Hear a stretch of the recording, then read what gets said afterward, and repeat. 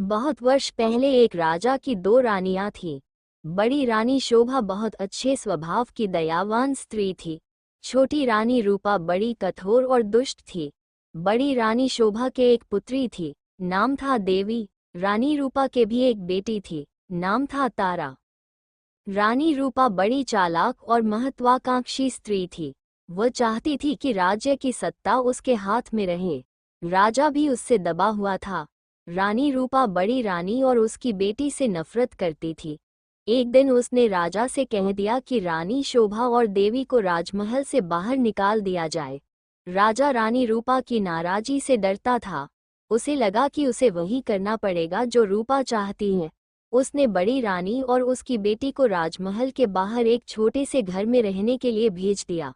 लेकिन रानी रूपा की घृणा इससे भी नहीं हटी।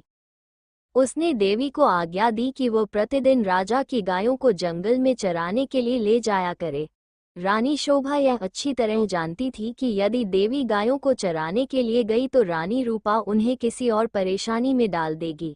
इसलिए उसने अपनी लड़की से कहा कि वह रोज सुबह गायों को जंगल में चरने के लिए ले जाया करे और शाम के समय उन्हें वापस ले आया करे। देवी को अपनी माँ का कहना तो मानना ही था, इसलिए वह रोज सुबह गायों को जंगल में ले जाती। एक शाम जब वह जंगल से घर लौट रही थी तो उसे अपने पीछे एक धीमी सी आवाज सुनाई दी। देवी, देवी, क्या तुम मुझसे विवाह करोगी? देवी डर गई। जितनी जल्दी हो सका उसने गायों को घर की ओर हाँका। दूसरे दिन भी जब वह घर लौट रही थी तो उसने वही आवाज पुनः सुनी। वही प्रश्न उससे फिर पूछा गया। रात को देवी ने अपनी माँ को उस आवाज के बारे में कहा। माँ सारी रात इस बात पर विचार करती रही। सुबह तक उसने निश्चय कर लिया कि क्या किया जाना चाहिए। सुनो बेटी, वो अपनी लड़की से बोली, मैं बता रही हूँ कि यदि आज शाम के समय भी तुम्हें वही आवाज सुनाई दे तो तुम्हें क्या करना होगा? बताइए माँ, देवी ने उत्तर दिया। तुम उस आवाज को उत्तर देना। रानी शोभा ने कहा, कल सुबह तुम मेरे घर आ जाओ, फिर मैं तुमसे विवाह कर लूंगी। लेकिन माँ, देवी बोली, हम उसे जानते तक नहीं।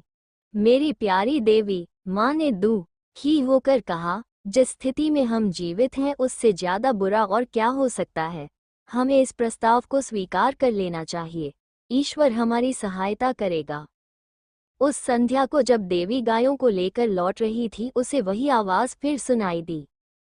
आवाज कोमल और दुख भरी थी। देवी, देवी, क्या तुम मुझसे विवाह करोगी? क्या तुम मुझसे विवाह करोगी? आवाज बोली। देवी रुक गई। उसने पीछे मुड़कर देखा लेकिन उसे कोई नहीं दिखाई दिया। वो हिचकिचाई। वो वहां से भाग जाना चाहती थी लेकिन फिर उसे माँ के शब्द याद आ गए। वो जल्दी से बोली, हाँ, यदि तुम कल सुबह मेरे घर आ जाओ तो मैं तुमसे विवाह कर लूंगी। तब वो बड़ी तेजी से गायों को हाँकती हुई घर चली गई। अगले दिन सुबह रानी शोभा जरा जल्दी उठ गई। उसने जाकर बाहर का दरवाजा खोला, देखने के लिए कि कोई प्रतीक्षा तो नहीं कर रहा। वहां कोई भी न था। अचानक उसे एक धक्का सा लगा और वो स्तब्ध रह गई। एक बड़ा अजगर कुंडली मारे सीढ़ियों पर बैठा था। रानी शोभा सहायता के लिए चिल्लाई। देवी और नौकर भागे भागे आए कि क्या बात है। तभी एक आश्चर्यजनक बात हुई। अजगर बोला, नमस्कार। उसका स्वर बहुत विनम्र था। मुझे निमंत्रित किया गया था इसलिए मैं आया हूँ।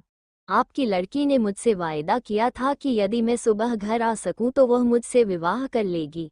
मैं इसलिए आया हूँ। रानी शोभा की समझ में नहीं आ रहा था कि वह करे तो क्या करे। उसे तो यही आशा थी कि किसी दिन कोई सुंदर नौजवान उसकी लड़की से विवाह करने आएगा। उसने ये कभी नहीं सोचा था कि वो अजगर होगा। एक नौकर भागकर रानी रूपा के पास गया और उसने सारी घटना बतला दी। रानी यह सुनकर प्रसन्न हुई। वो उसी समय अपने नौकरों के साथ रानी शोभा के घर गई। यदि राजकुमारी देवी ने किसी के साथ विवाह का वायदा किया है, वो बोली, तो उसे अपना वायदा अवश्य निभाना चाहिए। रानी होने के कारण ये देखना मेरा कर्तव्य है कि वह अपना वायदा पूरा करे। उसी दिन विवाह हो गया। रानी शोभा और देवी के लिए यह कोई प्रसन्नता का समय नहीं था, लेकिन इतने दुर्भाग्य सहने के बाद वे किसी भी प्रकार की विपत्ति का सामना करने को तैयार थीं। विवाह के पश्चात अजगर अपनी पत्नी के साथ उसके कमरे में गया। सारी रात रानी शोभा ने प्रार्थना करते हुए बिताई कि उसकी बच्ची ठीक ठाक रहे। दूसरे दिन बड़े सवेरे उसने देवी के कमरे का दरवाज़ा खटखटाया। एक सुंदर नवयुवक ने दरवाज़ा खोला। देवी उसके पीछे खड़ी थी। मैं आपको कह नहीं सकता कि मेरी जान बचाने के लिए मैं आपका और देवी का कितना आभारी हूँ, वो नवयुवक बोला। मैं एक शाप के कारण अजगर बन गया था। एक वन देवता मुझसे क्रुद्ध थे और उन्होंने मुझे अजगर बना दिया। बाद में उन्हें अपनी करनी पर दुख हुआ। तब उन्होंने कहा कि यदि कोई राजकुमारी मुझसे विवाह कर लेगी तो मैं फिर से मनुष्य बन जाऊंगा। और अब देवी ने मुझसे विवाह कर लिया है। मेरा शाप उतर गया है। अब मैं फिर कभी अजगर नहीं बनूंगा। रानी शोभा बहुत प्रसन्न हुई। वह अपनी लड़की और दामाद को राजा से मिलाने के लिए ले गई। ये बड़ी विचित्र घटना थी। चारों ओर से लोग इस विचित्र नवयुवक को देखने राजमहल में आने लगे। सभी उत्सुक थे, सिवाय रानी रूपा के। रानी रूपा बहुत गुस्से में थी। उसने झल्लाते और खींचते हुए अपने आप को कमरे में बंद कर लिया। देवी का भाग्य उससे देखा नहीं जा रहा था। वह चाहती थी कि उसकी बेटी तारा भी ऐसी भाग्यशाली बने। आखिरकार उसे एक युक्ति सूझी। उसने झपनी लड़की को बुलाया। देवी का विवाह तो अब हो गया है, वो बोली, इसलिए गायों को जंगल में चराने के लिए तुम ले जाया करो। नहीं, तारा चीख कर बोली, इतने नौकर हैं तो फिर मैं क्यों गायें चराने जाऊं? यह मेरी आज्ञा है। रानी क्रुद्ध होकर बोली, एक बात और भी सुनो। यदि जंगल में कोई तुमसे विवाह का प्रस्ताव करे तो तत्काल कह देना कि तुम विवाह के लिए राजी हो, यदि वो अगले दिन सुबह हमारे घर आ जाए। तारा माँ की इस योजना से भयभीत हो गई। वह गायों को जंगल में नहीं ले जाना चाहती थी। वह खूब रोई, लेकिन रानी फिर भी नहीं पिघली। तारा को उसकी आज्ञा माननी पड़ी। तारा रोज सुबह गायों को जंगल में चराने के लिए ले जाती और फिर शाम के समय वापस ले आती। लेकिन उसने एक बार भी जंगल में किसी तरह की आवाज नहीं सुनी जो ये कह रही हो, क्या तुम मुझसे विवाह करोगी? फिर भी रानी निराश नहीं हुई।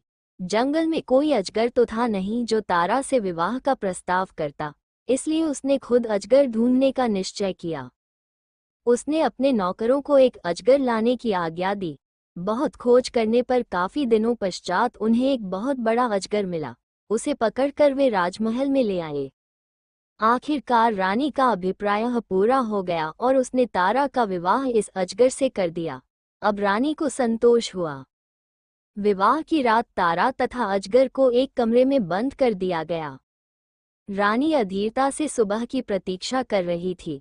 रानी रूपा ने सवेरे सवेरे ही लड़की के कमरे का दरवाज़ा खटखटाया लेकिन कोई उत्तर न मिला। उसने ज़रा और जोर से दरवाज़ा खटखटाया लेकिन दरवाज़ा तब भी न खुला। रानी से और प्रतीक्षा न की गई और उसने धक्का देकर दरवाज़ा खोल दिया। मोटा अजगर ज़मीन पर पड़ा हुआ था लेकिन तारा का कहीं पता नहीं था। रानी चीख पड़ी। महल में सभी ने उसका चीखना सुना। राजा और नौकर भागे आए कि क्या बात है, राजकुमारी कहाँ है? सब चिल्लाए, वो तो अजगर के पेट में होंगी। रसोइया बोला, देखो वो कितना मोटा हो गया है। रानी अब बड़ी जोर जोर से रोने लगी। राजा भी रोने लगा। रसोइया अपना सबसे बड़ा चाकू ले आया। वो बोला, यदि वो अब तक जीवित हुई तो मैं राजकुमारी को बचाने की कोशिश करूंगा। उसने अजगर का पेट चीर डाला। तारा अच्छी भली जीवित थी। रसोइये ने उसे बाहर खींचा। वो चीख मारकर अपनी माँ की तरफ भागी। अजगर की मृत्यु हो गई और साथ में रानी रूपा की इस इच्छा की भी कि तारा का विवाह देवी की तरह ही किसी योग्य और संपन्न नवयुवक से हो।